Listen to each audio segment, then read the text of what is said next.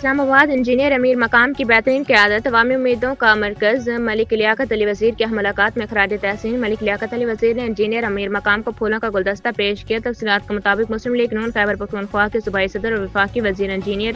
امیر مقام کی شاندار سیاسی بصیرت اور مؤثر قیادت کو ایک بار پھر پارٹی رہنماؤں اور ورکرز کی جانب سے سراہا جا رہا ہے۔ اسی سلسلے میں مسلم لیگ نون شمالی وزیرستان کے سینئر رہنما اور سابق امیدوار صوبائی اسمبلی پی کے 103 ملک لیاقت علی خان وزیر نے گزشتہ روز مسلم لیگ نون خیبر پختونخوا کے صوبائی صدر انجینئر امیر مقام سے خصوصی ملاقات کی اور انہیں پارٹی کی حالیہ انتخابی کامیابیوں پر مبارکباد پیش کی۔ ملاقات کے دوران ملک لیاقت علی خان وزیر نے NA18